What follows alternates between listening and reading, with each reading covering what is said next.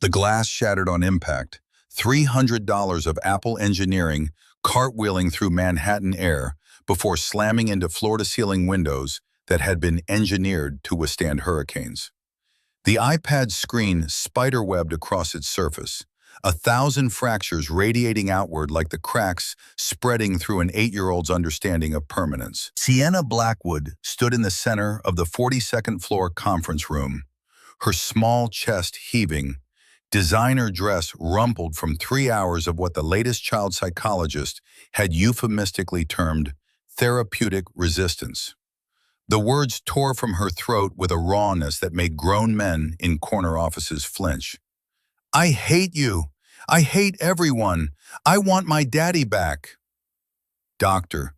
Patricia Reynolds, credentials from Johns Hopkins mounted on her office wall like trophies, backed toward the mahogany door with the practiced retreat of someone who'd miscalculated badly. Her silk blouse bore a coffee stain from 20 minutes earlier when Sienna had knocked the cup across the table, and her leather briefcase, handcrafted Italian, worth more than most Americans earned in a month, pressed against her chest like riot gear.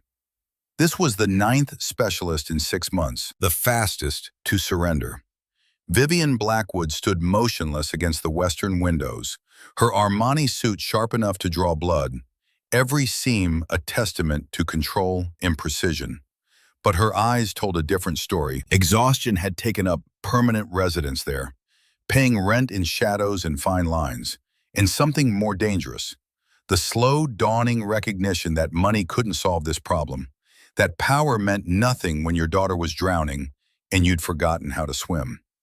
The September sun painted the Manhattan skyline in amber light, touching steel towers that pierced clouds like the ambitions of men who'd built them. 42 floors below, the city moved with its usual indifference to private catastrophes. Taxis honked, pedestrians rushed. The world kept turning while one family fell apart in a room designed for billion-dollar decisions. Vivian fought to form words that wouldn't come. 6 months. It had been 6 months since Sienna found Garrett collapsed on their home gym's treadmill, his morning run interrupted by a cerebral hemorrhage that killed him before the paramedics could load him into the ambulance. 6 months since Vivian had identified her husband's body in a hospital that smelled like antiseptic and broken promises. 6 months of watching her daughter retreat into a silence so complete it felt like drowning. Dr. Reynolds fumbled for the door handle. "Mrs. Blackwood, I really think Sienna needs inpatient care. This level of aggression..." The suggestion died as Sienna screamed, a sound that belonged to wounded animals, not third graders who attended the finest private school on the Upper East Side. She grabbed a crystal paperweight, baccarat, a gift from a business partner before foreign deals stopped mattering, and hurled it at the wall. It struck with enough force to leave a divot in drywall that cost $200 per square foot to install. The words fractured before leaving Vivian's lips. "Get out." Dr. Reynolds didn't need to be told twice. The door clicked shut with a finality that echoed through the silent room. Sienna stood trembling, tears tracking down cheeks that still held traces of baby fat, her small hands clenched into fists that wanted to fight the universe itself. Then she ran, not toward her mother, never toward her mother anymore, but away, across the conference room to the private bathroom in the corner. The lock engaged with a sound that might as well have been a coffin closing. Vivian crossed the space her daughter had just vacated, her heels striking marble with the rhythm of a funeral march. She knelt before the bathroom door, designer suit creasing, and pressed her palm against wood that separated her from the only person left in the world who mattered. The words came out barely above a whisper. "Baby, please. Mommy's here. I'm so sorry, I don't know what to do anymore." Silence answered her. The kind of silence that screamed louder than any tantrum. Vivian slid down until she sat on cold marble, her back against the door, and let her head fall forward. For the first time in 6 months, the admission formed fully in her mind. "I'm failing. I've conquered boardrooms and hostile takeovers and market corrections that destroyed my competitors. but I can't reach my own daughter. Understanding arrived like a train she'd been standing in front of for weeks, and it hit just as hard. She didn't know that 3 floors below, in the building's mechanical heart, where janitors took lunch breaks and maintenance crews swapped stories about the executives who never saw them, a man was humming a melody his dead wife had written 8 years ago while their daughter fell asleep against his shoulder. Declan Rhodes sat in the break room's orange plastic chair, the kind that belonged in a DMV waiting area, not a building worth $500 million. His daughter Iris pressed her ear against his chest, listening to his heartbeat the way she did when nightmares woke her at 3 in the morning. Her honey-brown hair, the exact shade her mother's had been, caught the fluorescent light as Declan's rough fingers moved through it, braiding with the practiced ease of a man who'd been both mother and father since the day his world ended on a delivery table in Los Angeles. The melody drifted through the break room, soft and warm, autumn's song. The one she'd hummed while pregnant, sitting in their cramped studio apartment in Echo Park, her hands on her swollen belly while Declan mixed tracks for artists whose names still top Billboard charts. The song she'd been too weak to sing when the hemorrhaging started, when the doctors gave him a choice no human being should face, and she'd made it for him with 5 whispered words. Save our baby, not me. Declan's voice carried through the ventilation system, riding currents of recycled air through ductwork that connected the building's floors like circulatory vessels. The song moved upward, past executive suites and trading floors, through spaces the architects never intended for anything human or warm. 42 floors above, Vivian lifted her head. The sound was so faint she thought she'd imagined it at first. But no, there it was again. Music. Guitar notes wrapped in a male voice that held tenderness instead of the clipped efficiency she heard in every conference call and shareholder meeting. Sienna must have heard it too, because the sobbing behind the bathroom door stopped. A moment passed, then another. The lock disengaged with a soft click. The door opened to reveal Sienna's tear-streaked face, her brown eyes, Garrett's eyes, wide with something Vivian hadn't seen in 6 months. Curiosity instead of rage. The 8-year-old's voice came out small. "Mommy, what's that sound?" Vivian stood, knees protesting from sitting on marble, and listened harder. The music was barely there, a ghost of melody threading through expensive silence. She crossed to her desk and pulled up the building's security system on her monitor. Camera feeds tiled across the screen, showing empty hallways and darkened offices. She toggled through floors until she found the source. Basement level. Break room. Camera angle from the upper corner showing a man in a maintenance uniform cradling a sleeping child.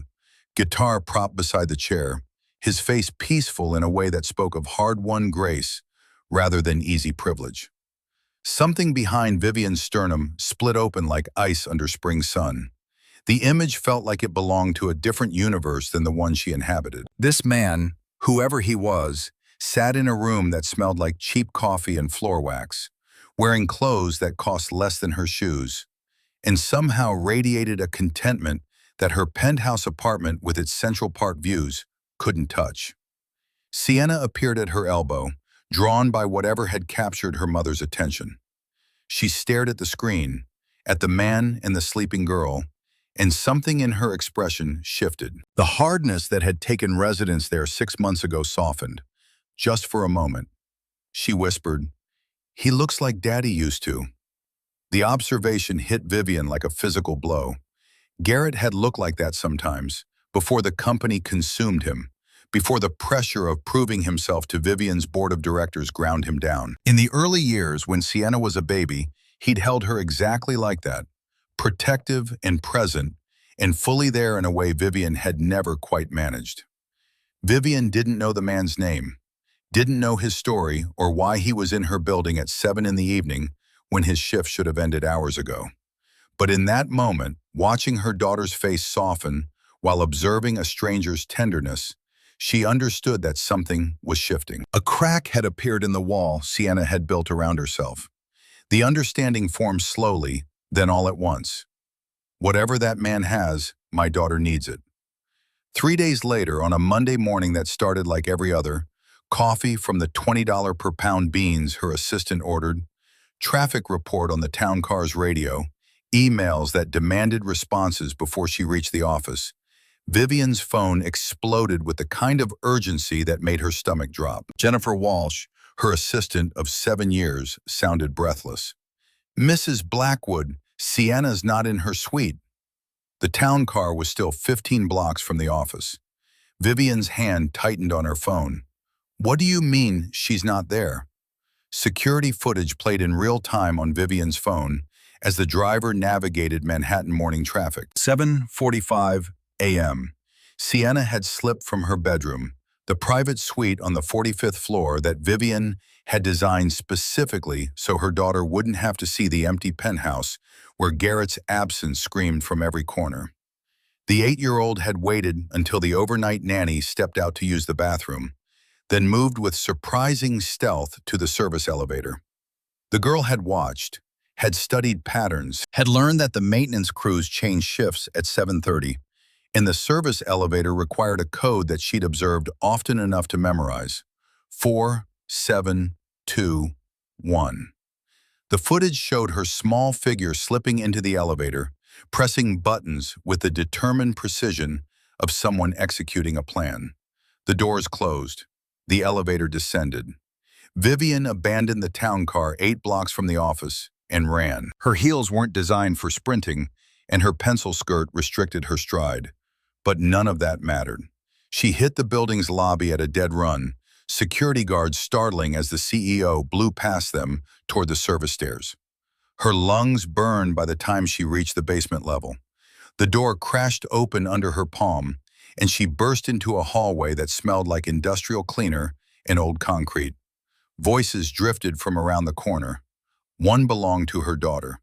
Vivian forced herself to slow, to approach quietly rather than charging in like SWAT, clearing a hostile room. She rounded the corner and froze. The break room door stood open. Inside, Sienna sat cross-legged on the floor with a small acoustic guitar in her lap, her fingers pressing strings under the guidance of larger hands. The man from the security footage, Declan Rhodes, according to the employee database Vivian had pulled up at 3 in the morning when sleep wouldn't come, knelt beside her daughter, his voice patient as he demonstrated chord positions. His words carried clearly, "That's it. Press down harder with your thumb here. The strings hurt at first, but your fingers get stronger." Sienna's face held an expression Vivian hadn't seen since before Garrett died.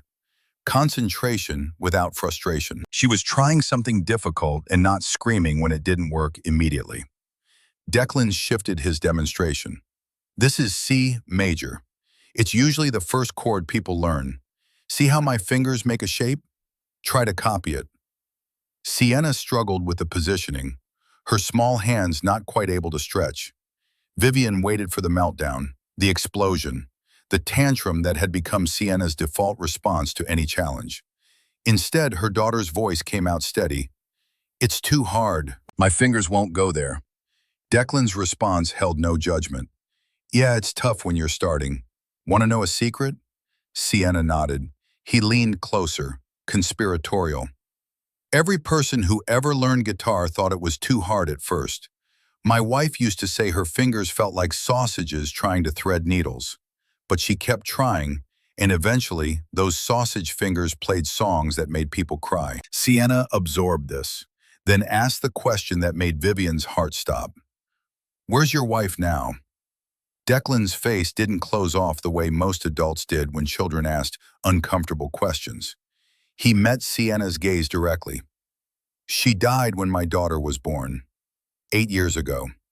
Sienna processed this information with the seriousness only children possess. "My dad died too, 6 months ago. He had a stroke." Understanding moved between them like current through water. Vivian stood frozen in the hallway, barely breathing, terrified that any movement would shatter whatever was happening in that room. Declan's voice remained gentle. "That's really hard. I'm sorry." Sienna's small voice cracked. "Nobody talks about him. Mommy just works all the time, And the doctors keep asking me questions, but nobody talks about my daddy. Declan nodded slowly. People get scared sometimes. Talking about someone who died makes the hurt feel bigger. So they think maybe if they don't talk about it, the hurt will get smaller.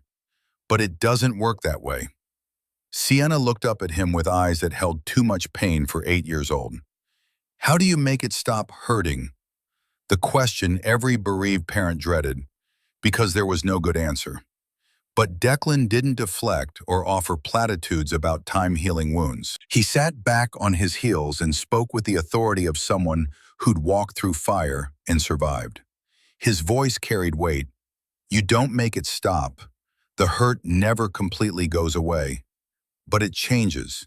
It gets softer, like a stone in your pocket. You always know it's there, but it doesn't cut anymore. He gestured to the guitar in Sienna's lap. My wife loved music. When she died, I couldn't listen to songs for a whole year because it hurt too much. But then Iris, my daughter, asked me to teach her to play guitar. And I realized that every time we make music together, her mom is there. Not the way she was before, but in a different way. In the notes, in the melodies, in the things we create. Sienna's fingers tentatively pressed the guitar strings again, finding the C major chord with more determination. Like this? Declan smiled. Just like that. Vivian chose that moment to step into the doorway. Both heads swiveled toward her, Declan's expression shifting to professional wariness, Sienna's closing off like shutters slamming down. She barely managed to keep the CEO tone from her voice. Sienna, you scared me half to death. Sienna's defiance flickered. I wanted to find the music. 3 security guards appeared behind Vivian, out of breath from searching the building. She waved them off with a sharp gesture, then focused on the scene before her. Her daughter holding a guitar, face streaked with dried tears, but no longer contorted with rage, sitting beside a stranger who'd somehow accomplished in 20 minutes what 9 specialists couldn't manage in 6 months. Declan stood, moving slowly like someone trying not to spook a wild animal. Mrs. Blackwood, I'm Declan Rhodes, maintenance and security staff. Your daughter came to the break room about 20 minutes ago. She's been completely safe. Vivian's executive brain cataloged details automatically. Late 30s, fit but not gym fit, the kind of strength that came from actual labor. Hands scarred and calloused. Wedding ring conspicuously absent but a pale band on his left ring finger suggesting recent removal. Voice that held education beneath the working-class accent. Eyes that assessed her without judgment, just calm observation. She found her professional voice. Mr. Rhodes, I need to speak with you. Privately. Sienna's hands shot out to grab Declan's sleeve. Don't let her take me back to the doctors. The desperation in those 5 words cut deeper than any of the tantrums. Declan's eyes met Vivian's over Sienna's head, and something passed between them. A recognition of shared ground neither had expected to find. Declan's voice stayed gentle. Hey, Sienna, your mom isn't going to make you do anything you don't want to do. Right, Mrs. Blackwood? It wasn't really a question. It was a challenge wrapped in courtesy. A working-class man telling a billionaire CEO how things were going to be, and doing it in a way that made it impossible to refuse without looking like a monster. A fist closed around Vivian's windpipe, but she nodded. Right, no doctors today. Sienna's grip on Declan's sleeve loosened fractionally. Vivian gestured toward a smaller conference room down the hall, her mind already racing through scenarios and calculations. This man had reached her daughter. That simple fact outweighed protocol and propriety, and every instinct that screamed about stranger danger and inappropriate boundaries. The conference room was windowless and cramped, designed for maintenance supervisors to review work orders, not corporate negotiations. Declan stood rather than sitting, maintaining the invisible line between employer and employee that years of labor had taught him to respect. Vivian closed the door and turned to face him. For the first time in 6 months, she didn't have a script. No presentation slides or talking points or carefully rehearsed pitches. just desperation and a problem money couldn't solve. She barely managed to keep the CEO tone from escaping. "I need to speak with you about my daughter." Declan waited, his posture relaxed but alert. He didn't fill the silence with nervous chatter or deferential agreements. Just stood there, patient as stone, letting her find her words. Vivian forced herself to continue. 9 specialists in 6 months, child psychologists, trauma experts, behavioral therapists. Sienna has outlasted them all. She throws things, locks herself in closets, screams until she's hoarse. But with you, just now, she was calm. She talked about her father. She tried to learn something difficult without melting down. Declan's expression remained neutral. Sometimes kids respond better to people who aren't trying to fix them. The observation landed like a punch. Vivian had spent 6 months trying to fix her daughter, throwing money and expertise at a problem that refused to respond to either. This man in maintenance coveralls had simply sat with Sienna and let her be broken without trying to glue the pieces back together. Vivian's next words felt like admitting defeat. "I want to hire you. Spend time with Sienna. 1 hour daily. I'll triple your current salary." Declan's face closed off so completely, it was like watching a door slam. He shook his head. "No, ma'am." Vivian blinked. People didn't tell her no. Not when she was offering money. Not when she held every card in the deck. "I haven't even told you the amount." He interrupted, polite but immovable. "Doesn't matter. You can't buy what your daughter needs." The words hit harder than they should have. She pressed her palms flat against her thighs to keep them from shaking. "Then name your price, whatever you want." Declan met her eyes, and something in his gaze made her feel smaller than any boardroom battle ever had. "There is no price, Mrs. Blackwood. You're asking me to put a dollar value on a little girl's pain. I won't do that." Vivian's nails pressed crescents into her palms. She was accustomed to negotiating, to finding leverage, to making deals that left everyone satisfied. But this man operated on a different economy entirely, one where human connection couldn't be commodified or contracted. She couldn't force the words past the knot in her throat at first. "Then what do you want? My daughter only talks to you. I don't understand why, but I'm offering you whatever it takes to help her." Declan was quiet for a long moment. When he spoke, his words were measured. "I'll spend time with Sienna, not for money, because no child should feel as alone as she clearly does. But there won't be a contract or formal arrangement. If she's uncomfortable, I stop. If you decide you don't trust me, I stop. It's that simple." Vivian struggled to process this. Every instinct screamed for documentation, background checks, liability waivers, the protective scaffolding of legal language. But looking at this man's face, at the quiet strength in his posture, she understood that demanding those things would poison whatever fragile possibility existed here. She forced herself to nod. 1 hour daily, after your regular shift ends. Trial basis. Declan's expression didn't change, but something in his eyes shifted. "And Mrs. Blackwood, you might want to join us sometimes. Sienna needs her mother, not just a helper." The suggestion felt like criticism and lifeline simultaneously. Vivian wanted to snap back that she was busy, that running a multi-billion-dollar company left little time for guitar lessons in break rooms. But she swallowed the defensive response and managed, "I'll consider it."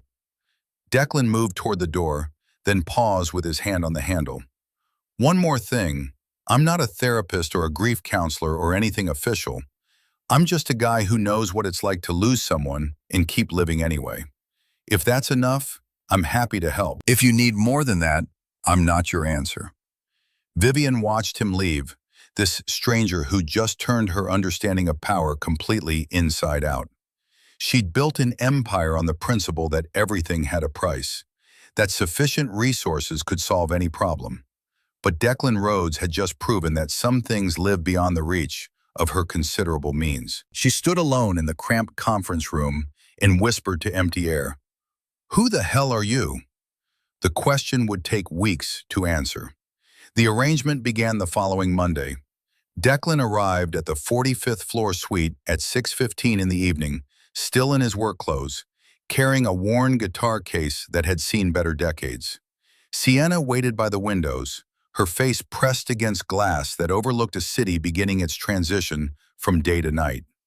Vivian watched from her office next door cracked open just enough to observe without intruding. She told herself it was about security, about responsible supervision of an arrangement that violated every corporate protocol. But really, it was about witnessing something she couldn't quite believe, her daughter opening up. Declan didn't start with therapy techniques or guided questions. He simply sat on the floor and opened his guitar case. Want to learn a new chord today?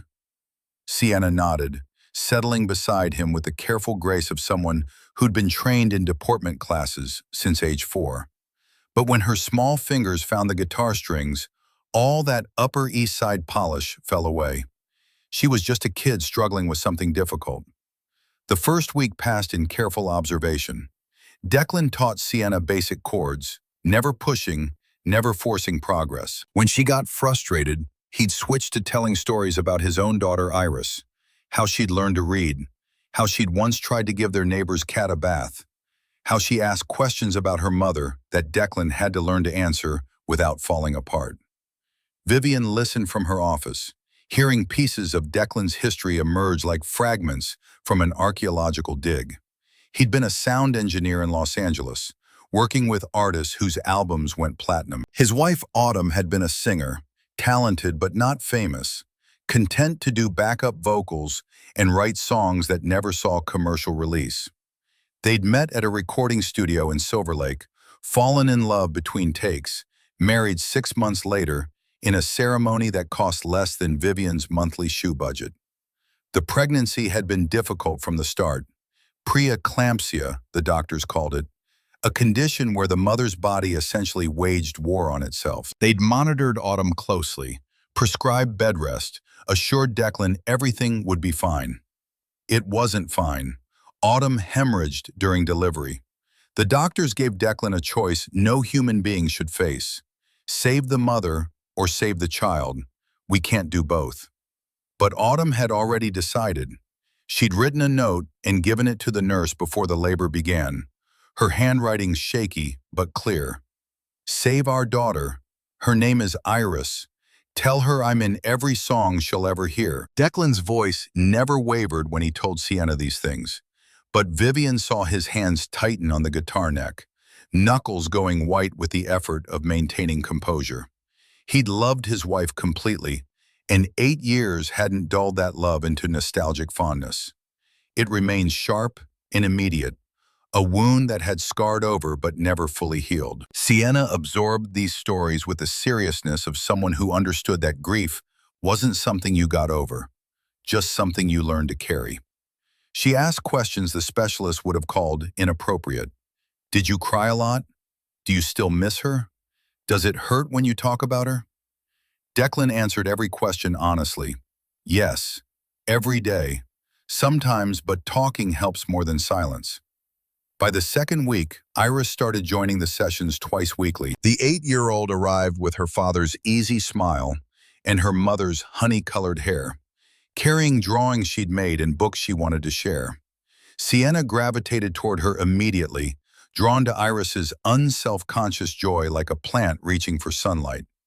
Vivian observed the two girls together and felt something behind her sternum split open like ice under spring sun.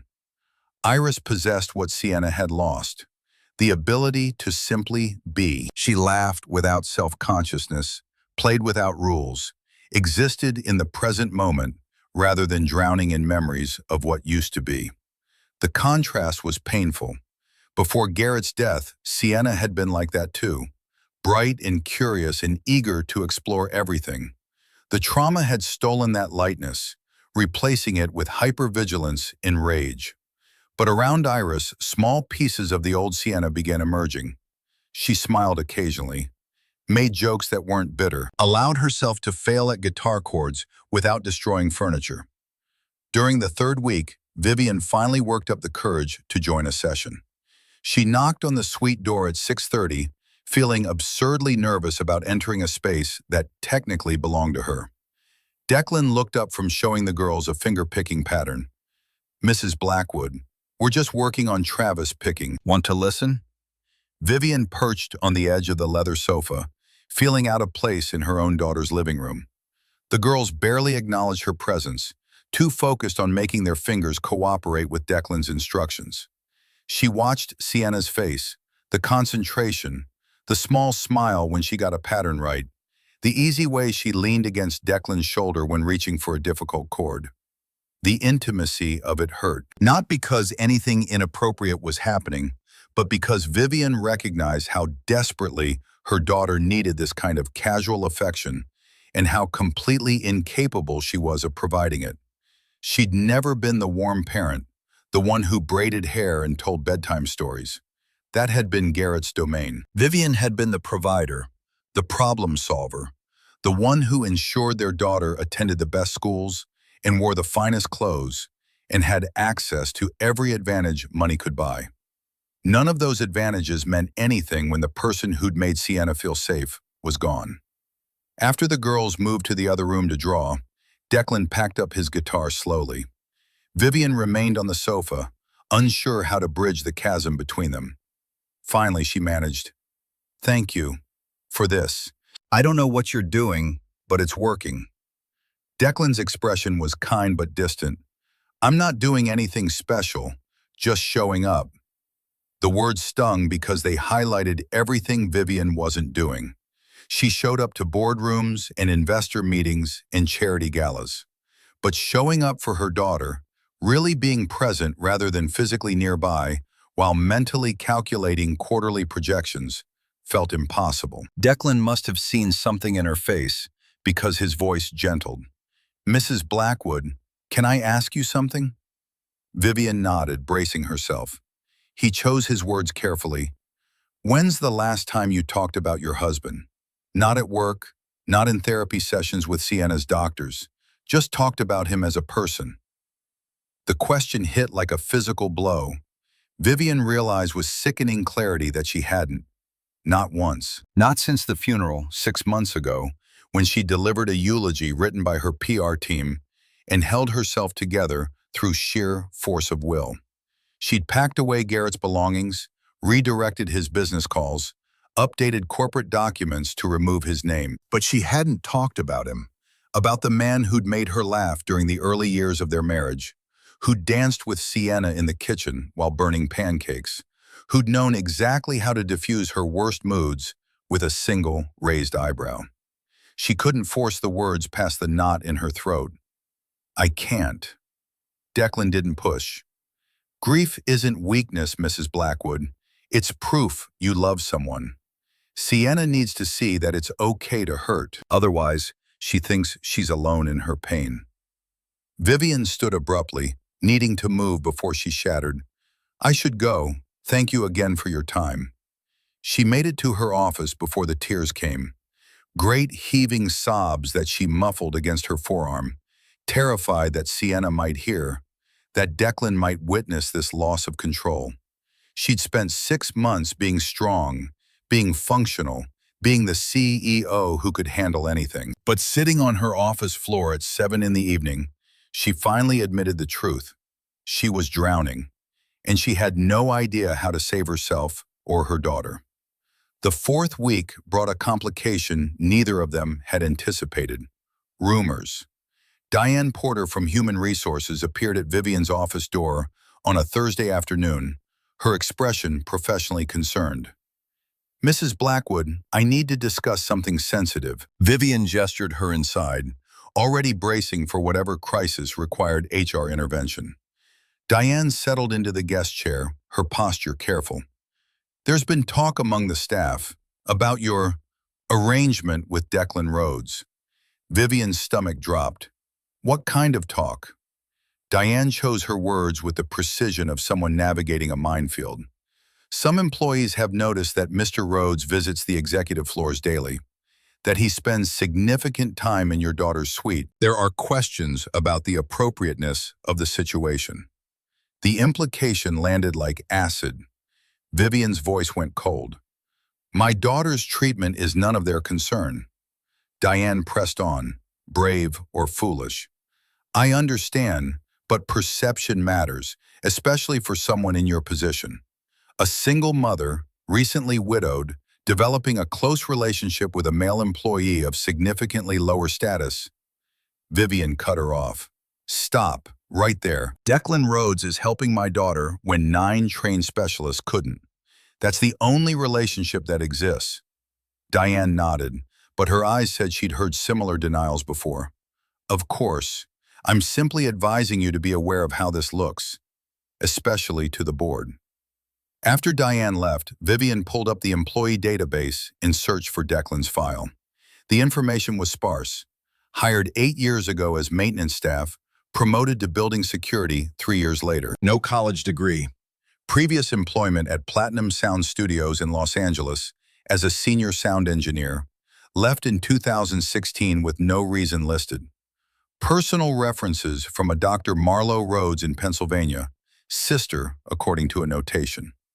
Vivian's fingers hovered over the keyboard, tempted to dig deeper. But doing so would violate the trust Declan had placed in her, the implicit understanding that their arrangement existed outside normal corporate hierarchies. She closed the database and stared at her reflection in the darkened monitor. When had she become the kind of person who measured relationships in terms of status differentials and perception management? When had she started seeing everything through the lens of quarterly reports and shareholder value? The answer came quickly, when Garrett died and work became the only thing that made sense. That evening, she mentioned nothing to Declan about the HR visit, but she noticed new things. The way he maintained careful physical distance from her, how he positioned himself so they were never alone in a room together without the door open. The professional courtesy that never slipped, even during the most casual interactions. He'd been navigating this minefield since day one, she realized, had understood from the beginning that their arrangement would generate speculation, and had taken steps to protect both of them from it. Vivian found herself respecting him even more, which only made the rumors feel more dangerous. The crisis came on a Tuesday night in late April, 3 weeks into their arrangement. Thunderstorms had been predicted all day, dark clouds building over the Atlantic like an invading army. By 9 p.m., lightning cracked across the Manhattan skyline, thunder rattling windows in their frames. Vivian was in her office, reviewing contracts that should have been delegated to junior associates, when her phone rang. Declan's name appeared on the screen. Odd, since he'd left 2 hours earlier. She answered. Mr. Rhodes? His voice cut through. Mrs. Blackwood, I'm downstairs in the lobby. Is Sienna okay? Vivian's blood went cold. What do you mean? She's in her suite with the night nanny. Even as she said it, she was moving, phone pressed to her ear, running toward Sienna's quarters. Thunder crashed overhead, so loud it made her teeth ache. She burst through the suite door to find the nanny frantically searching closets. She was here 10 minutes ago, I swear. I just went to get her medication from the bathroom, and when I came back... Vivian didn't wait to hear the rest. She was already pulling up the security cameras on her phone, fingers shaking as she toggled through feeds. There, Sienna, small figure in pink pajamas, running down the service stairs. Timestamp, 9:03 p.m. Current time, 9:21, 18 minutes. Her daughter had been missing for 18 minutes during the worst storm to hit New York in months. Vivian's voice came out sharp. Lock down the building. No one leaves. Find my daughter. She was running again, taking stairs because elevators felt too slow, her pulse beating war drum rhythm against her eardrums. Declan met her on the 15th floor, out of breath from his own sprint up from the lobby. Their eyes met in shared terror. Then they moved together, checking floors systematically, calling Sienna's name over the thunder that seemed to shake the building's foundation. They found her on the 12th floor, huddled in the break room, guitar clutched to her chest like a shield. Her small body shook with sobs, and her eyes held the wild, unfocused look of someone trapped in a nightmare they couldn't wake from. Declan reached her first. He didn't grab or startle her, just knelt slowly within arm's reach. "Hey, Sienna, you're safe. I'm here." But Sienna couldn't hear him. Thunder crashed and she screamed, "The plane's falling! Daddy, the plane's falling!" Vivian's heart shattered. Sienna wasn't seeing the break room. She was trapped in the moment 6 months ago when the ambulance sirens wailed and her father wouldn't wake up and the world ended in a hospital room that smelled like death. Declan's voice stayed steady. "Sienna, listen to my voice. Count with me. 1, 2, 3, 4. He kept counting, his rhythm unwavering even as thunder tried to drown him out. Slowly, impossibly, Sienna's breathing began to match his cadence. Her eyes found his face, clinging to it like a lifeline. Declan reached for his guitar, began finger-picking the melody Autumn had written, the one that had started this whole thing. His voice joined the notes, humming rather than singing, creating a cocoon of sound that held the storm at bay. Sienna's sobs quieted, her death grip on the guitar loosened. And when Declan opened his arms, she collapsed into them. 8 years old and broken, and finally letting someone hold the pieces together. Vivian watched from the doorway, tears streaming down her face, as this stranger did what she'd been unable to do for 6 months. Give her daughter permission to fall apart. When Sienna finally fell into exhausted sleep against Declan's shoulder, he carefully transferred her to Vivian's arms. Their eyes met over the child's head, and understanding moved between them like current through water, something that had nothing to do with corporate hierarchies or appropriate professional boundaries. Each word cost Vivian effort. "How did you know to do that?" Declan stood, knees cracking. "My wife used to have panic attacks when the pregnancy got difficult. Fear with nowhere to go just builds until it explodes. You have to give it a path out." They rode the elevator to the 45th floor in silence, Sienna sleeping between them. After settling the girl in bed, they stood in the suite's hallway, neither quite ready to leave. Vivian found herself speaking before her brain could stop her. "I can't do this without you." Declan's expression was gentle but firm. "You're stronger than you think, Mrs. Blackwood, but you don't have to do it alone." The words hung in the air, weighted with meanings neither of them was ready to examine. Declan left quietly. Vivian stood alone in the hallway for a long time, listening to her daughter's steady breathing from the bedroom, and admitted to herself what she'd been denying for weeks. This arrangement had stopped being about Sienna's healing. Something else was growing here, something complicated and dangerous and absolutely forbidden by every rule that governed her carefully controlled world. And for the first time in 6 months, she felt something other than numb. The photograph appeared on Vivian's phone at 7:43 on a Monday morning in early May, delivered via text from a number she didn't recognize. The image showed her and Declan at Sienna's school recital 3 days prior, standing in the backstage hallway while Iris and Sienna hugged between them. Vivian's hand rested on Declan's forearm, a gesture she didn't remember making, casual and familiar in a way that looked damning when frozen in pixels. The caption read, "Grieving widow finds comfort in janitor's arms." Full story at cityscoop.com. Vivian's coffee went cold as she clicked through to the article. The photographer had captured a dozen shots. Declan opening a car door for her outside the school. Sienna holding both their hands as they crossed the parking lot. The four of them laughing at something Iris had said. Individually, each image was innocent. Together they painted a narrative that made Vivian's stomach turn. The story itself was speculation dressed up as journalism, full of phrases like "sources close to the situation" and "questions about appropriate boundaries." It mentioned Garrett's death 6 months prior, Vivian's position as CEO, Declan's employment in building maintenance. The implications screamed from every paragraph. Powerful woman, recent widow, inappropriate relationship with subordinate employee. By 8 a.m., her phone had exploded. Board members demanding explanation, investors expressing concern, PR team crafting damage control strategies that all began with the same phrase: distance yourself from Mr. Rhodes immediately. Vivian sat in her office watching the company's stock price tick downward, 0.5%, then 1%, then 1.5.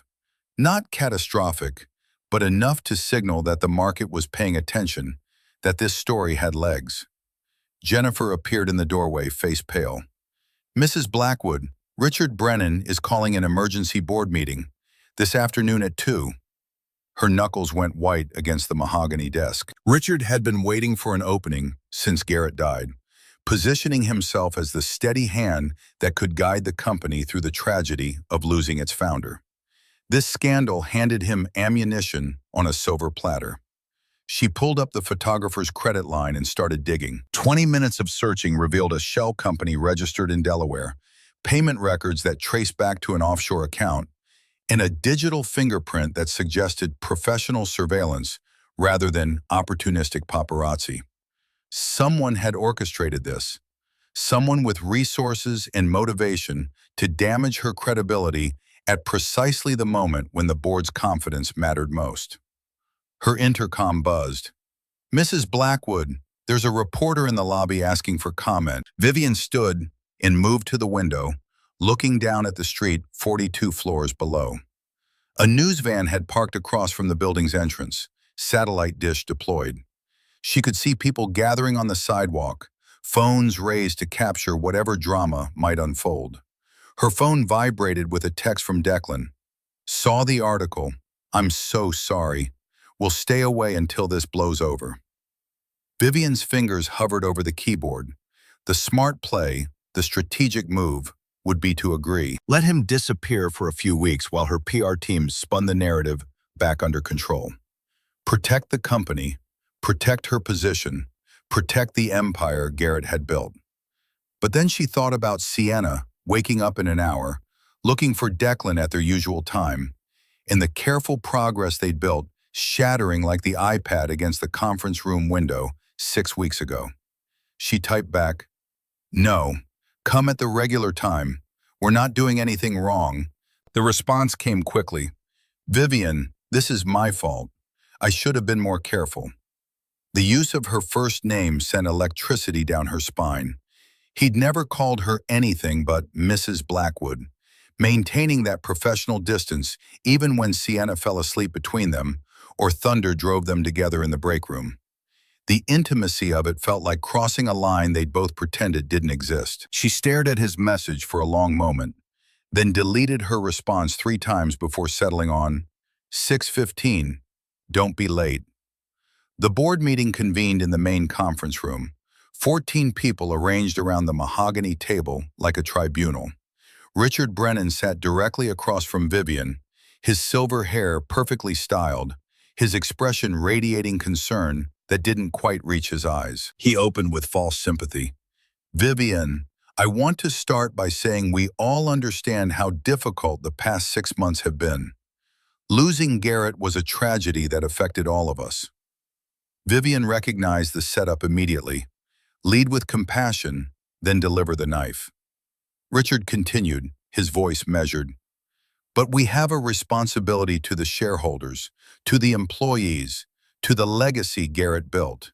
And right now we're seeing concerning patterns." He pulled up a presentation on the room's main screen. Slides detailing the Seattle deal that had been delayed 3 weeks when Sienna's crisis interrupted Vivian's negotiations. Quarterly reviews she'd postponed to attend therapy sessions with specialists who couldn't help. Board meetings she'd left early because her daughter needed her. The data looked damning when stripped of context, when reduced to numbers that didn't account for 8-year-olds who stopped eating or nights spent holding a child through nightmares. Richard's voice carried clearly. "And now we have this." The tabloid photo appeared on screen, blown up to uncomfortable size.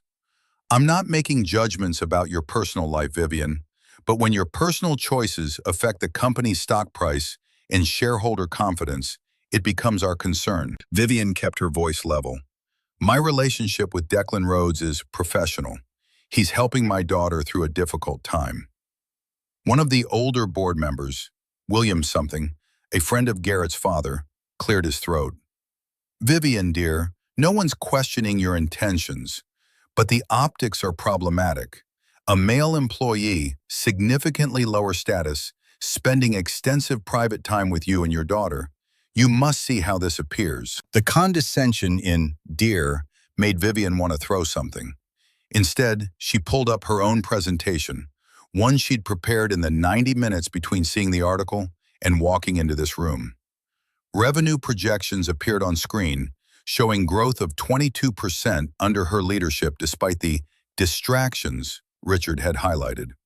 Client retention rates at 96%, highest in the sector. Employee satisfaction surveys showing record approval of company culture and management. Her voice cut through the room. You want to talk about performance? Here's performance. The Seattle deal closed last week, ahead of schedule, 15% above projected value. The Singapore expansion I've been managing personally will announce next month. Our Q1 numbers exceed every forecast Garrett made before his death. She paused, letting the data sink in, then delivered her counterstrike. Richards presented a narrative about distraction and poor judgment. But the only numbers that matter are these. She gestured to the screen. Everything else is gossip. Richard leaned forward, smile still in place. No one's questioning your past performance. We're concerned about sustainability. You're under enormous stress, managing both the company and a family crisis. Perhaps a temporary leave would serve everyone's interests. I could step in as interim CEO while you focus on Sienna's needs. 6 months, maybe a year, until things stabilize. There it was, the real agenda, dressed up as concern for her well-being. Vivian met his eyes across the table. I'm not taking a leave, and I'm not ending my daughter's treatment because of tabloid speculation. The room shifted uncomfortably. Board members exchanged glances, weighing loyalties and calculating outcomes. William spoke again, gentler this time. Vivian, we're not asking you to abandon your daughter, just to reconsider the current arrangement. Surely there are qualified professionals who could help Sienna without creating this kind of publicity. Vivian thought about the 9 specialists who'd failed, about Sienna's screaming fits in locked doors and nights of terror. Thought about Declan sitting on a break room floor, teaching guitar chords with infinite patience, about Iris's laughter pulling her daughter back toward light. Strain made each word cost effort. My daughter spent 6 months with qualified professionals who accomplished nothing. Declan Rhodes reached her in 20 minutes. That's the only qualification that matters. Richard's expression flickered. Disappointment that she wasn't folding, calculation about what move to make next. We're not saying he's unqualified, just that the appearance of impropriety damages the company. If you insist on continuing this arrangement, perhaps more oversight is needed. Regular reports to the board about your schedule, approval for any activities that might generate publicity. The suggestion was outrageous, reducing her to a child requiring parental supervision. Vivian opened her mouth to tell them exactly where they could put their oversight when her phone vibrated. A text from an unknown number. She almost ignored it, but something made her look.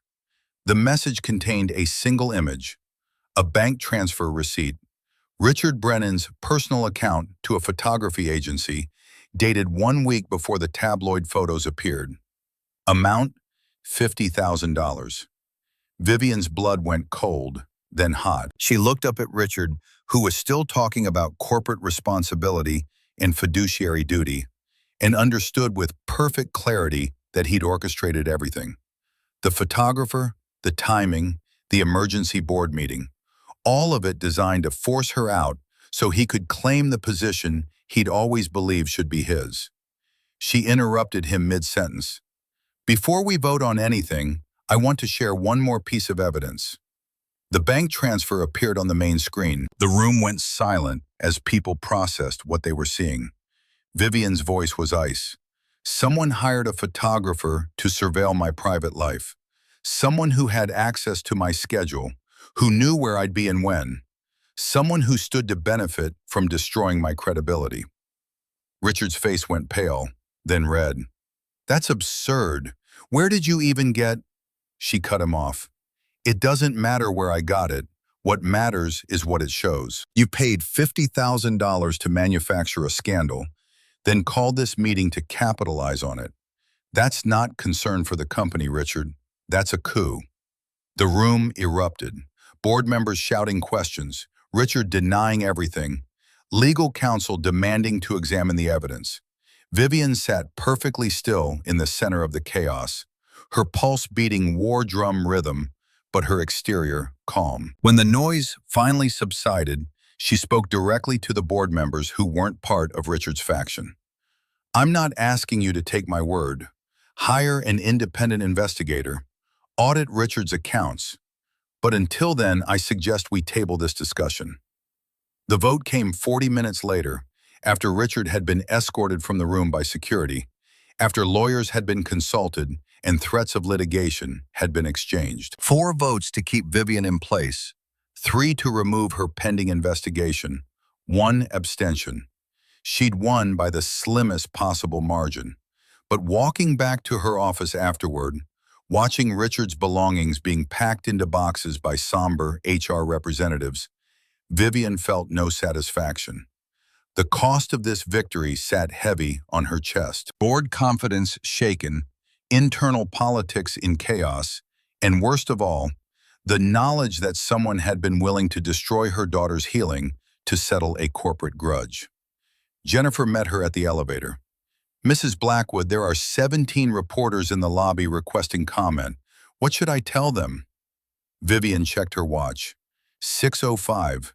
In 10 minutes, Declan would arrive for Sienna's session, and he'd have to run a gauntlet of cameras and shouted questions to reach the building entrance. She pulled out her phone and called him directly. He answered on the first ring. Strain made the words difficult. Don't come to the building. There are reporters everywhere. We'll reschedule. Silence on the other end then. Is Sienna expecting me? Vivian thought about her daughter, who'd been checking the clock every 5 minutes since 4 p.m., who'd changed her outfit twice to make sure she looked nice for her guitar lesson. Yes.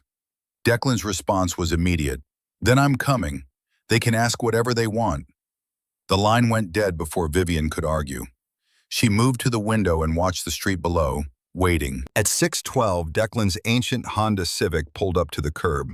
He climbed out, still wearing his maintenance coveralls, and walked toward the building entrance with the steady pace of someone who'd made a decision and wouldn't be deterred. The reporters swarmed him immediately, microphones thrust forward, cameras flashing, voices overlapping in a cacophony of invasive questions. Vivian couldn't hear what they were asking from 42 floors up, but she could imagine. What's your relationship with Mrs. Blackwood? Are you romantically involved? How much is she paying you? Declan didn't answer, didn't slow down, just kept walking until he reached the revolving door. Security held the reporters back, and he disappeared into the lobby. Vivian's intercom buzzed. Mr. Rhodes is on his way up. She met him at the elevator, needing to see his face to assess the damage. He stepped out looking tired but determined, his jaw set in a way that suggested the walk through the press gauntlet had cost him more than he was admitting. Their eyes met, and understanding moved between them like current through water.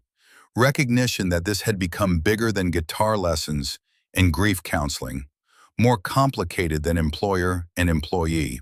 She barely managed to speak. You shouldn't have come. This is only going to make things worse. Declan's response was simple. I made a commitment to Sienna. I don't break commitments. The words hit harder than they should have. Vivian wanted to tell him about the board meeting, about Richard's exposure and narrow victory, about how precarious her position remained despite winning the vote. But before she could speak, Sienna appeared from her suite, face lighting up at the sight of Declan. The 8-year-old ran to him. You came! Iris said you might not because of the mean pictures in the newspaper. Declan knelt to her level. I'll always come when I say I will. That's a promise. Sienna hugged him, unself-conscious and trusting in a way that made Vivian's chest constrict. Then Iris emerged, carrying both guitars, and the girls pulled Declan toward the suite, chattering about a song they wanted to learn. Vivian stood alone in the hallway, watching them go, and understood with sickening clarity that she was in love with him. Not infatuation or gratitude or rebound desperation. Real love, the kind that grew from watching someone show up day after day, from witnessing patience and kindness and quiet strength that never demanded recognition. The realization terrified her more than any board meeting or scandal ever could. The following week brought new complications. Paparazzi camped outside Iris's school in Queens, forcing Declan to pull his daughter from class and keep her home with his sister in Pennsylvania. Tabloid stories multiplied, each one more invasive than the last, speculating about timelines and inappropriate relationships and whether Vivian had been involved with Declan before Garrett's death. The whispers followed Vivian through the office building like smoke. Employees who'd greeted her warmly for years now avoided eye contact in elevators. Business partners made pointed comments about stability and judgment. One major investor called to express concerns about leadership during this transitional period. Through it all, Declan kept showing up, 6:15 every evening, walking past cameras and cruel questions, maintaining that professional distance even as the world insisted something sordid was happening. But the distance was becoming harder to maintain. Vivian found herself watching his hands as he demonstrated guitar techniques, noticing the way his voice softened when Sienna struggled with difficult chords. She caught him watching her sometimes too, his expression careful but not quite neutral, like he was working hard to keep his face from revealing something he wasn't ready to acknowledge.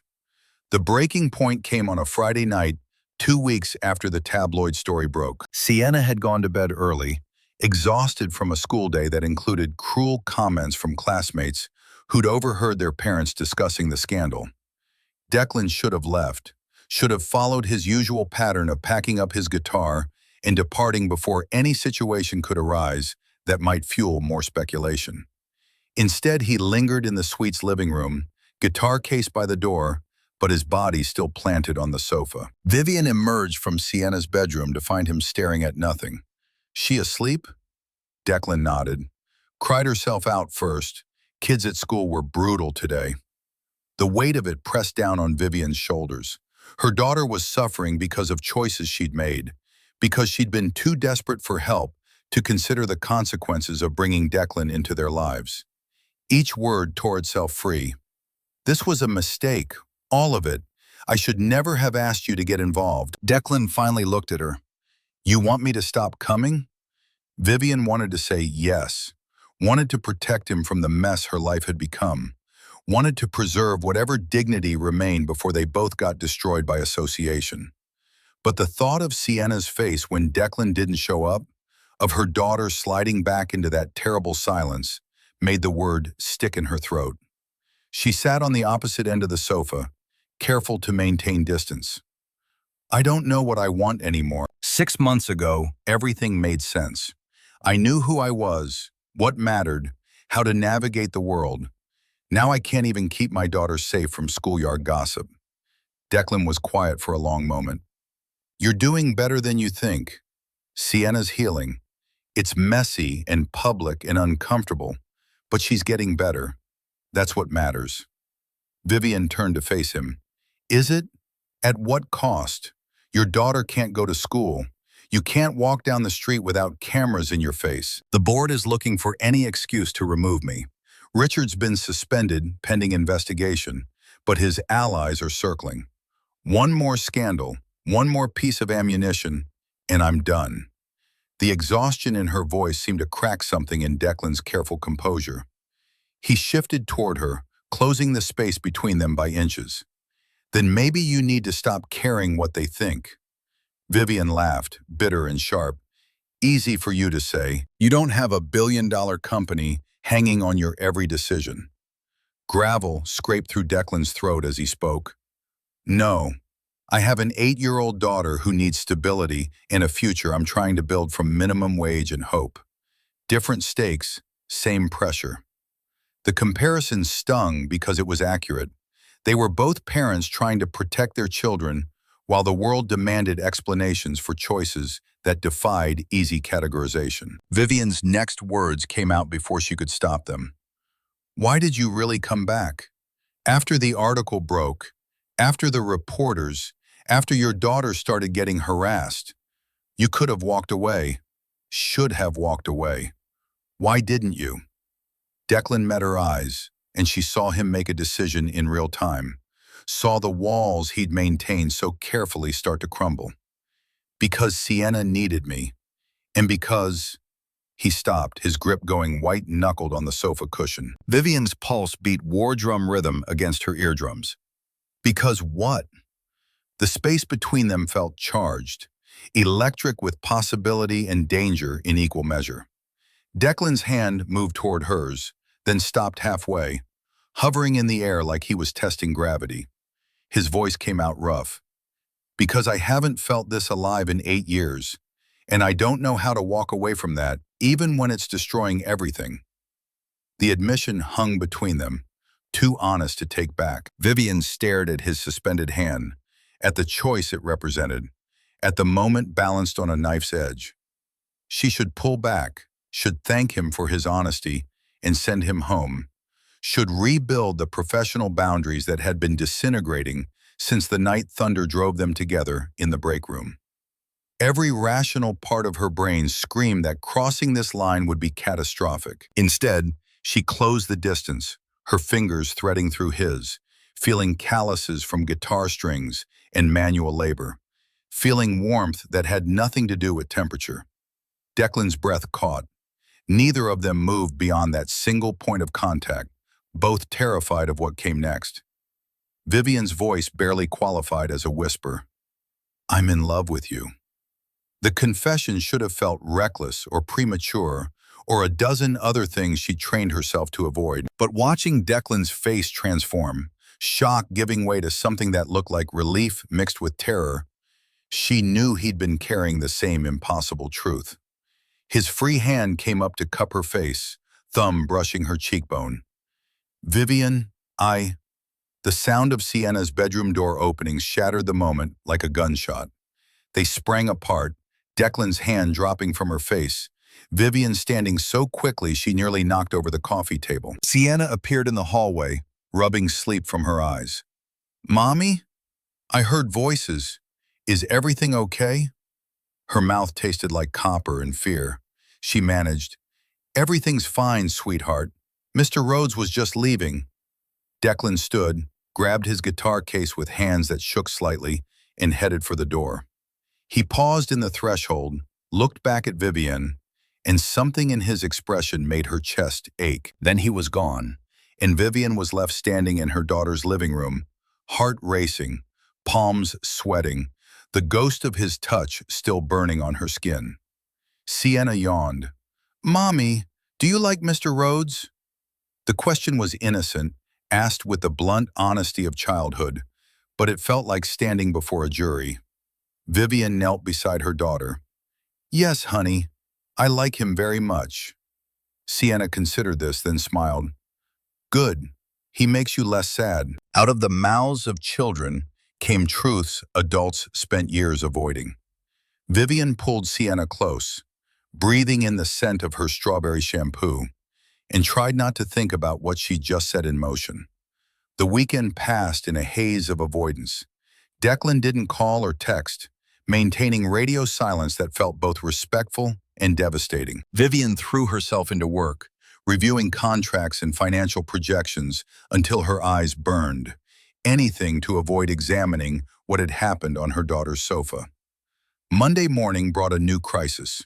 Jennifer appeared at her office door at 7:30, face ashen. Mrs. Blackwood, you need to see this. The video had been posted to social media overnight, shot by someone with a telephoto lens from a building across the street. It showed Vivian and Declan on her office balcony 3 days prior, during a moment when they'd stepped outside to escape the air conditioning's chill. The angle made it look like they were standing much closer than they had been, and Vivian's hand gesture, reaching out to emphasize a point about Sienna's progress, appeared intimate when frozen in pixels. The caption, CEO and janitor caught in secret rendezvous. Full investigation tonight at 11. Vivian's phone started ringing before she finished watching the video. Board members, investors, lawyers, all demanding explanations she didn't have. By noon, the stock had dropped 3%. By 2 p.m., a shareholder lawsuit had been filed alleging breach of fiduciary duty and inappropriate use of company resources. By 4, 3 major clients had called to express concerns about continuing their relationships with Blackwood Enterprises. Vivian sat in her office watching her empire crumble in real time. And the worst part was knowing that none of it was untrue. The relationship the world was accusing her of having wasn't happening yet, but it wanted to. The feelings they were attributing to her were accurate, just the actions they implied were fiction. Her phone buzzed with a text from Declan. "I'm leaving. Tonight. Taking Iris to my sister's place in Pennsylvania. This needs to stop before it destroys you." Her nails pressed crescents into her palms as she typed back, "No, don't run." His response came quickly. "I'm not running. I'm protecting you.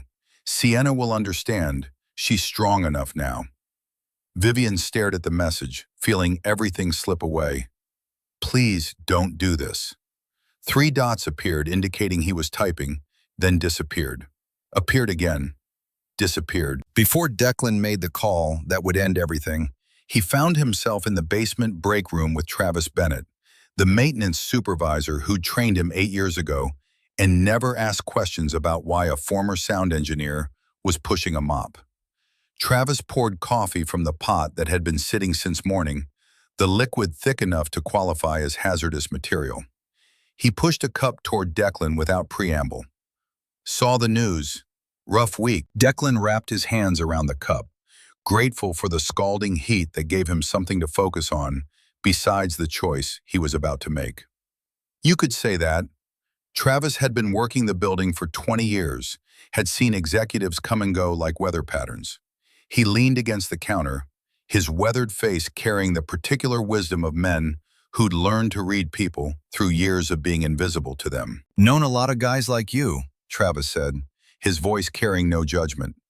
"Good men who think they don't deserve good things, usually because something bad happened that wasn't their fault, and they've been punishing themselves ever since." His fingers curled into fists around the cup. "It's not like that, isn't it?" Travis took a sip of his terrible coffee. "You got a good woman up there who looks at you like you hung the moon. Got a daughter who's healing because of you. Got a second daughter who treats you like her own father. And you're about to throw it all away because you think you're not worth the trouble." The accuracy of it stung. Declan stared into his coffee. "I'm making her life harder. The board, the press, everything. She's losing her company because of me." Travis shook his head. "Brother, she's choosing. That's different than losing. You take that choice away from her by running, you're not protecting her. You're making decisions for her like she can't think for herself." Declan wanted to argue, but the words stuck in his throat. Travis continued, "My old man used to say there's 2 kinds of men in this world. Ones who run when things get hard, and ones who stay and fight even when the odds are shit. You've been the second kind your whole life. Raising that girl alone, working 2 jobs, keeping your head up. Don't become the first kind now just because you're scared." The tectonic plates of Declan's carefully constructed world ground against each other. He thought about Iris crying herself to sleep, about Sienna watching the door at 6:15, about Vivian standing alone against a board that wanted her gone. Travis clapped him on the shoulder. "Whatever you decide, make sure it's because it's right, not because you're afraid." After Travis left, Declan sat alone in the break room for another hour, coffee going cold in his hands, before he finally pulled out his phone and typed the message that would break 2 little girls' hearts and prove Travis right about which kind of man he was choosing to be. Finally, Declan's text arrived. "I have to. This is my fault. I should have been more careful, should have maintained boundaries, should have left when the first article came out, but I didn't, and now you're paying the price. I won't be the reason you lose everything." Vivian's vision blurred. She wanted to argue, to demand he stay, to tell him that she didn't care about the company or the board or any of it if it meant losing him. But the words wouldn't come because they weren't quite true. She did care about the company, about the legacy Garrett had built, about the hundreds of employees whose livelihoods depended on her leadership. She typed, "What about Sienna?" The response came after a long pause. "Tell her I'm sorry. Tell her she's braver than she knows. Tell her that sometimes loving someone means letting them go before you hurt them worse." Vivian sat alone in her office as sunset painted the Manhattan skyline in colors that reminded her of bruises, and let herself cry for the second time in 6 months. Not the silent tears she'd shed after Garrett died, but gut-wrenching sobs that shook her entire body. She'd found something real, something that made her feel human again instead of a corporate automaton, and the world was taking it away. Her intercom buzzed. "Mrs. Blackwood, Sienna's asking when Mr. Rhodes will arrive for her lesson." Vivian checked the clock. 6:20. He was already late. She wiped her face, tried to compose herself, and walked to Sienna's suite on legs that felt like they might give out. Her daughter sat by the window with both guitars laid out, face pressed against the glass like she could summon Declan through sheer force of will. Sienna turned when Vivian entered. "He's late. He's never late." She couldn't force the words past the knot in her throat at first. "Baby, Mr. Rhodes isn't coming tonight." Sienna's eyes went wide. "Is he sick? Is Iris okay?" Vivian forced herself to continue. "They're fine, but Mr. Rhodes thinks it's better if he stops coming for a while. People are saying mean things, and he doesn't want to make trouble for us." Sienna's face crumpled. For a terrible moment, Vivian thought she'd scream, thought the rage that had consumed her after Garrett's death would return with compound interest. Instead, her daughter's voice came out small and broken. "Did I do something wrong?" The sound that emerged from Vivian held no composure. "No, sweetheart, you didn't do anything wrong. This isn't your fault." Sienna started crying, quiet tears that hurt worse than screaming. "But he promised. He said he'd always come when he said he would. He promised, Mommy." Vivian pulled her daughter close, feeling her own tears mix with Sienna's, and understood that Declan was right. He had to leave. The alternative was watching everything burn, including the fragile progress Sienna had made. But understanding something didn't make it hurt less. They sat together on the floor as night fell over Manhattan, two people learning the same brutal lesson. Sometimes love meant sacrifice. Sometimes protecting the people you cared about required walking away. And sometimes the right choice felt exactly like the wrong one. Pennsylvania in June smelled like wet earth and honeysuckle, nothing like the exhaust-choked air of Queens that Declan had breathed for 8 years. His sister Marlowe's farmhouse sat at the end of a gravel road that wound through hills the color of new money, and Iris had taken to country life with the adaptability of children who hadn't yet learned to mourn what they left behind. Declan stood on the porch at dawn, coffee gone cold in his hands, and watched his daughter chase chickens across the yard. She laughed when they scattered, a sound that should have brought him joy, but instead highlighted everything he'd lost. In New York, Iris had walked to school with Sienna twice weekly, the girls inseparable in their matching backpacks and shared understanding of what it meant to grow up missing someone. Now she played alone, and the solitude looked wrong on her. Marlowe emerged through the screen door, her psychologist's eye already cataloging his state. "You've been standing there for an hour." Declan didn't turn, just thinking. His sister moved beside him, her presence a comfort and a judgment. "About the woman you left behind or the life you're hiding from?" The question landed with surgical precision. Marlowe had always possessed the ability to cut through deflection and locate the wound beneath. His grip tightened on the cold coffee cup. "I'm protecting them by staying away." Marlowe's voice carried gentle skepticism. "By running? That's protection?" The words echoed the accusation Vivian had hurled at him during their last phone call, 3 days after he'd fled. Her voice had crackled with fury. You're abandoning us, just like everyone else. He'd tried to explain that staying would destroy her company. She'd countered that he was making decisions for her without asking what she actually wanted. The conversation had ended with both of them angry and neither willing to concede. They hadn't spoken since. Marlowe studied him with unblinking attention. And Sienna? Is she better off? The name hit like a fist to the sternum. Declan had avoided thinking about the 8-year-old who trusted him, who'd finally started healing, who probably watched the door at 6:15 every evening, waiting for someone who would never arrive. Gravel scraped through his throat. She's resilient, kids adapt. Marlowe's response was immediate. That's what people tell themselves when they abandon children. She'll adapt. She'll be fine. Declan turned on her, frustration boiling over. What was I supposed to do? Stay and watch Vivian lose everything because tabloids decided we were having an affair? Marlowe didn't flinch. You could have fought. You could have stood beside them instead of deciding you weren't worth the trouble. Before Declan could respond, his phone buzzed with an email. The sender made his stomach drop. Dr. Patricia Reynolds. Subject: regarding Sienna Blackwood. The message was brief and clinical. Mr. Rhodes, Mrs. Blackwood has requested I resume sessions with Sienna following your departure. The child has regressed significantly. She stops speaking again, refuses to attend school, and exhibits severe abandonment trauma. I thought you should know the impact of your absence. The words hit like accusations wrapped in professional language. Declan read it 3 times, each pass making his chest tighter. Marlowe read over his shoulder. Still think you made the right choice?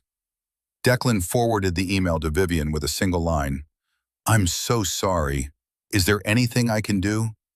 Her response came 30 seconds later. You've done enough. The venom seeped through the screen. Declan wanted to call her, to explain, to beg forgiveness. But what could he say that wouldn't sound like justification? Iris appeared on the porch steps, muddy and glowing. Daddy, can we video call Sienna? I made her something. Something behind his sternum split open like ice under spring sun. Baby, I don't think that's a good idea right now. Iris's face fell. But you promised we'd stay in touch. You promised we wouldn't lose her. Another promise broken. Declan knelt to his daughter's level. Things are complicated right now. Iris's lower lip trembled. Did we do something wrong? Marlowe intervened. Iris, honey, why don't you go wash up? Uncle Thomas is making pancakes. The girl ran inside, and Marlowe turned to her brother with an expression that brooked no argument. Fix this. Declan stood, feeling every one of his 38 years. How? I can't go back. Marlowe's voice went hard. Then find another way. But don't stand here feeling sorry for yourself while 2 little girls suffer because you're too scared to fight for something real. In Manhattan, Vivian sat in her office at midnight, reviewing documents when Jennifer knocked softly. Mrs. Blackwood, you have a visitor. She says it's urgent.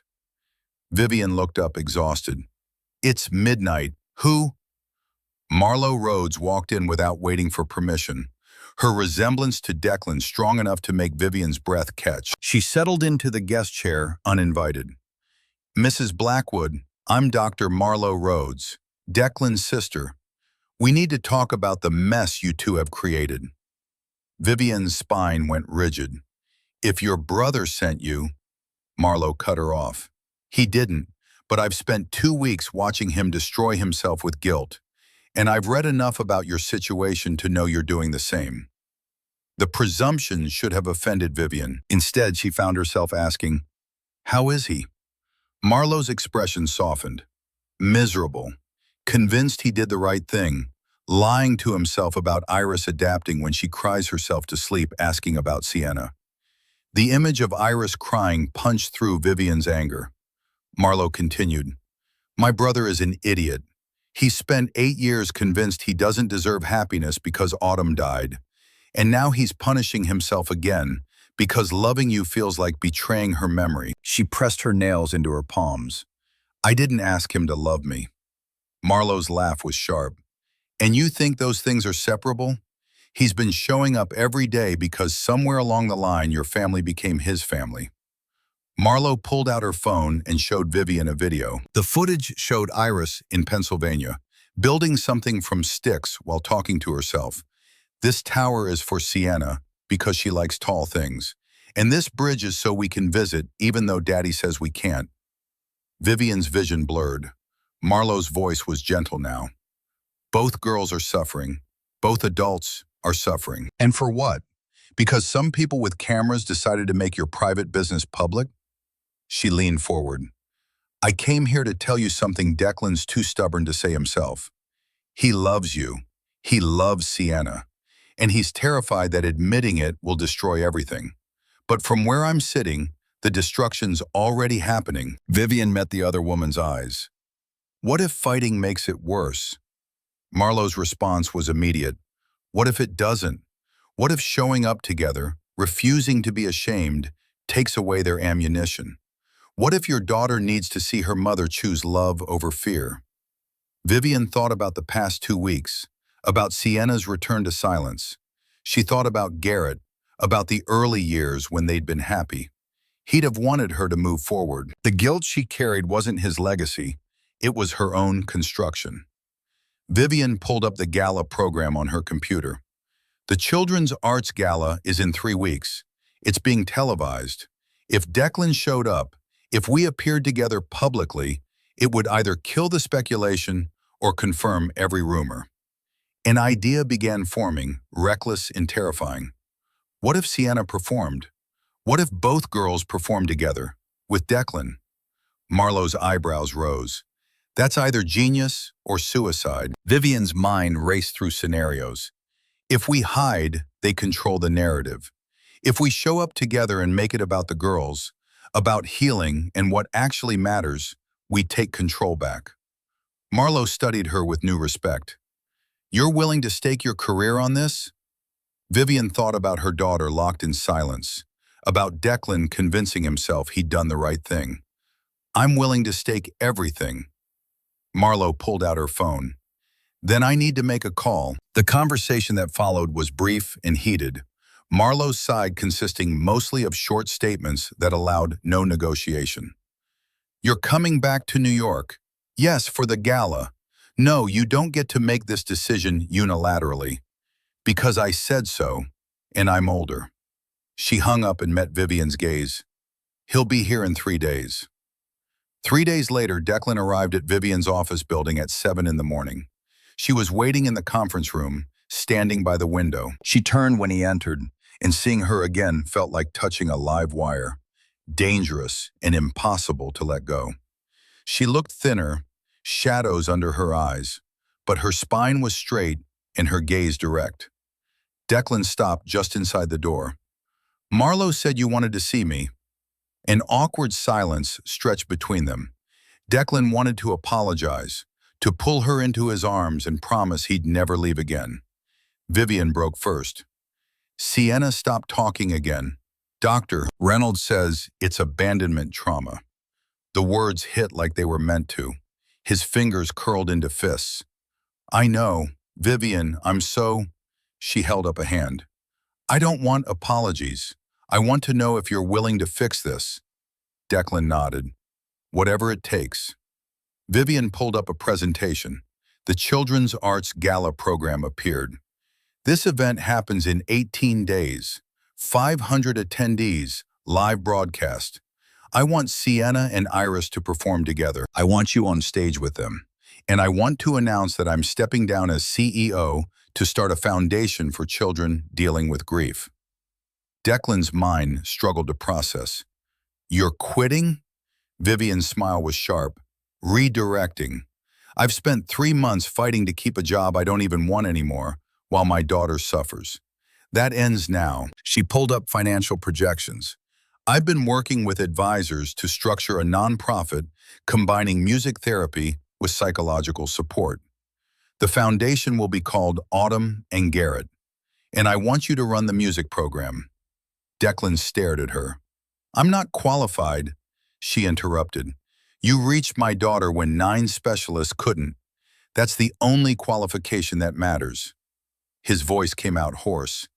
The board will never approve this. Vivian's expression hardened. Richard's facing criminal charges for embezzlement and corporate espionage. The investigation found evidence he'd been stealing for years. Her voice carried satisfaction.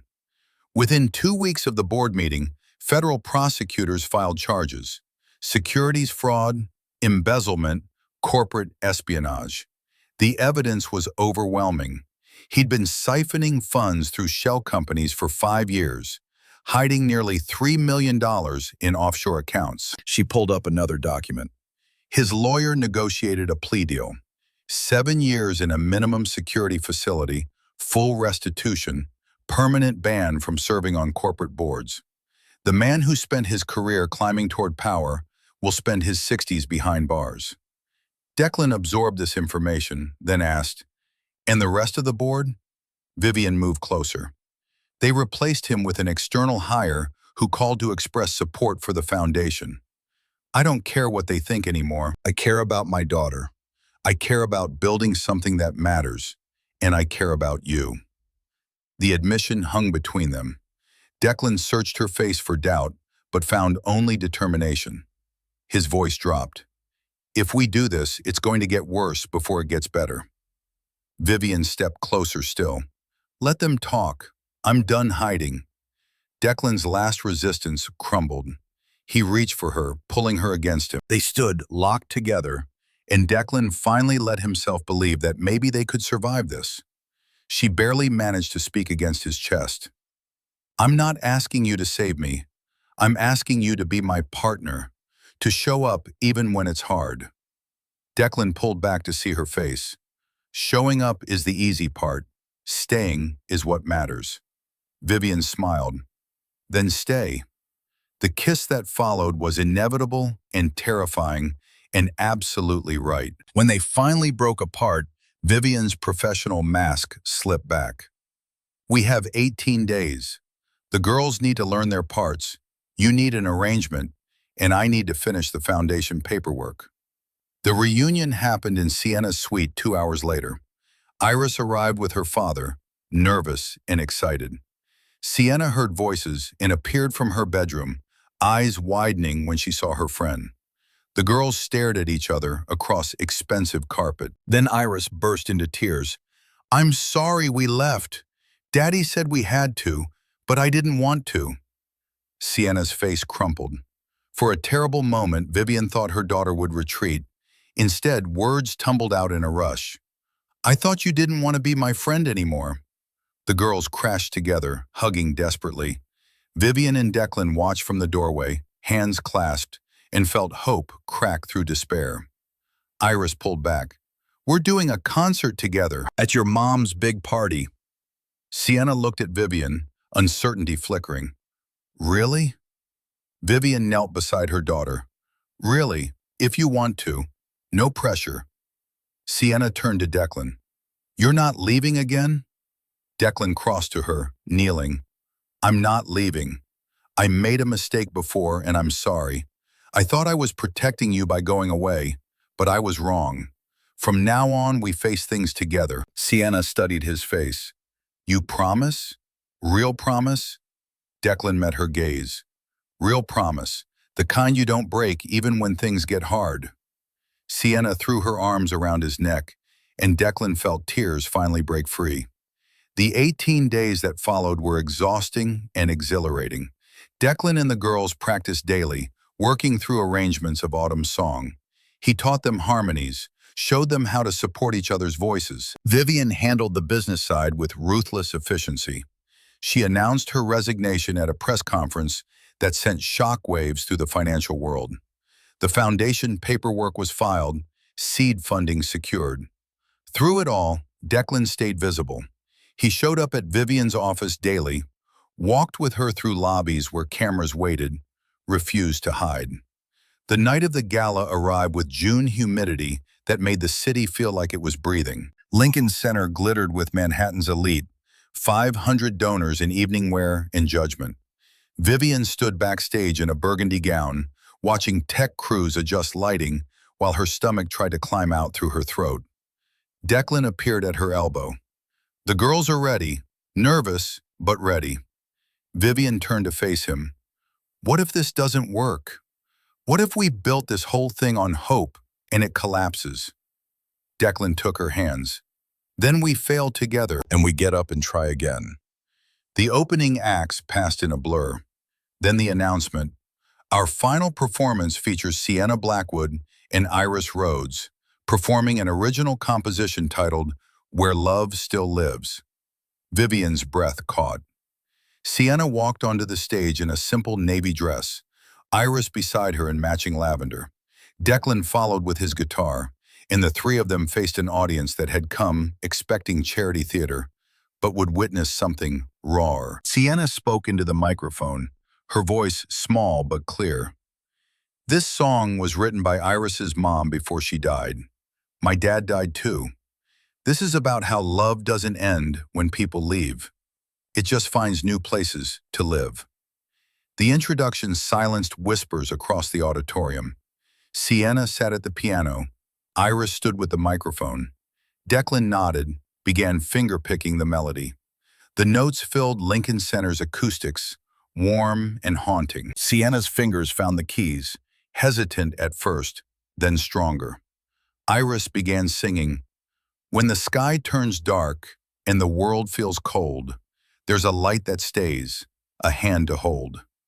Sienna joined on the second verse. Love doesn't end when they go away. It finds new hearts. It finds a way. The performance wasn't polished, but what they lacked in technical perfection, they made up for in raw, emotional honesty. The final verse built to a crescendo. Through the grief and through the years, through the silence and the tears, what we build is what remains. Love still lives beyond the pain. The last note faded into silence that held for 3 perfect seconds. Then applause erupted. People in the audience were crying.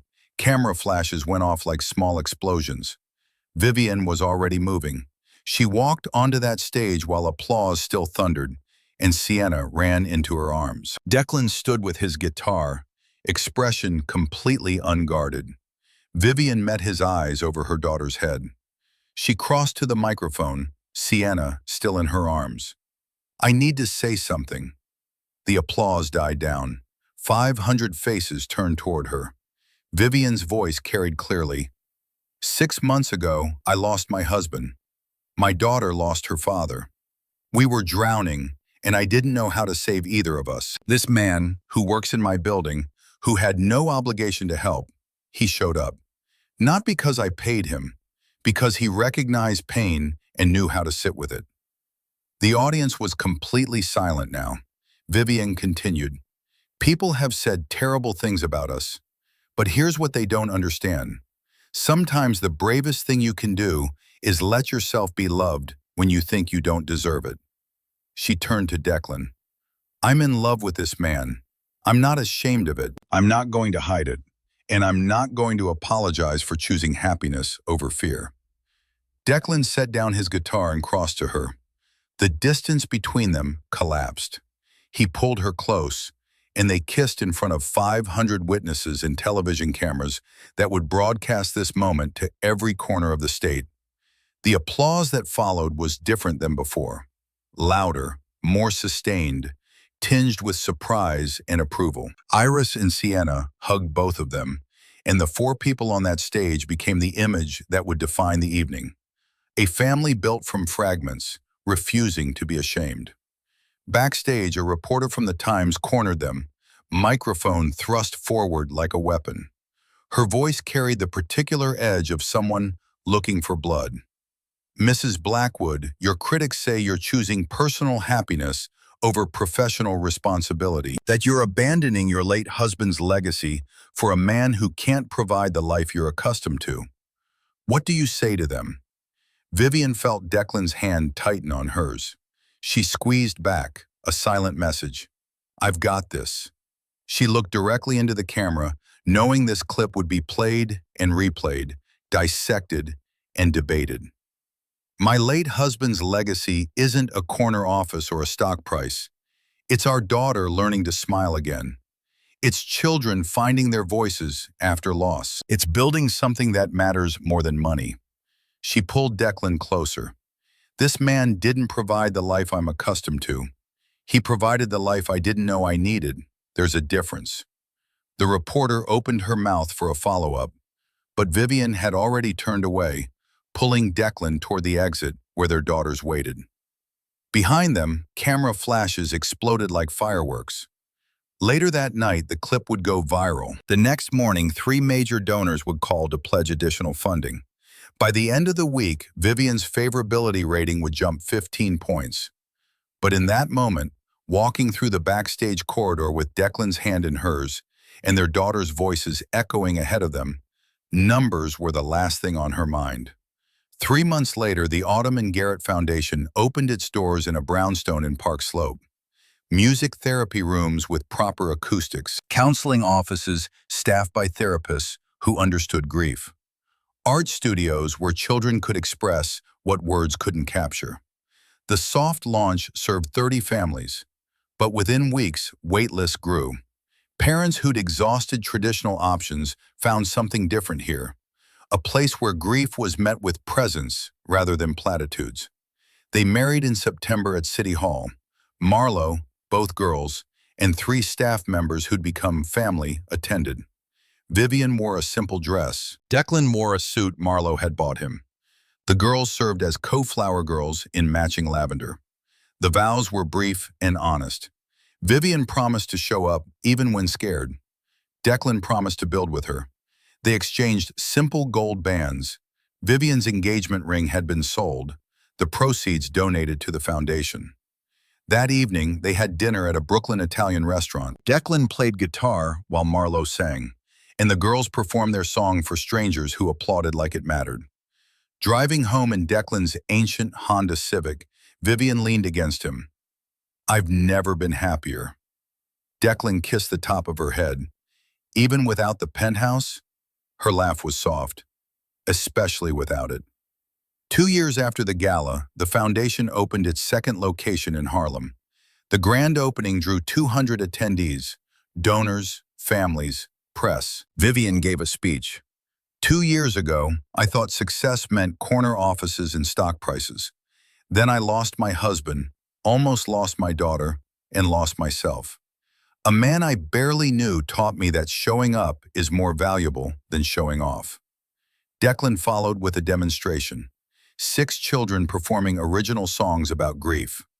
The surprise came when Garrett's mother attended. She'd been distant since his death, but seeing the foundation, reconciliation happened. Garrett would be so proud, not of the company, of this. Vivian embraced her, crying tears that mixed grief and relief, and something like peace. Sienna, now 10, and Iris performed a revised version of their song.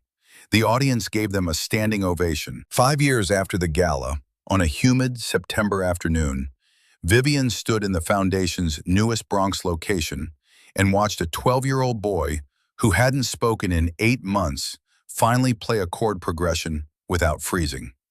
The foundation now served 1,200 families across 5 locations. Each brownstone held the same careful design. Music therapy rooms with acoustics Declan had specified, art studios where grief could be painted, counseling offices staffed by therapists who understood healing wasn't linear. Vivian's business cards read simply, Executive Director, Autumn and Garrett Foundation. Declan split his time between running the music program and teaching at Columbia, where he'd completed his doctorate at night over 3 years. His course on music therapy for childhood trauma had a wait list of 60 students. On this particular afternoon, Sienna, now 13, was leading a workshop at the Harlem location. Her voice carried over the phone. "Mom, we have 3 new families starting next week. One of the girls is 9 and lost her mom to cancer. I thought maybe Iris and I could do a session with her." Iris, also 13, had declared her intention to become a music therapist. She spent afternoons volunteering, shadowing Declan and taking notes in a journal covered with quotes about healing. The family still lived in the same Brooklyn brownstone, 4 bedrooms, a backyard garden where Declan grew vegetables.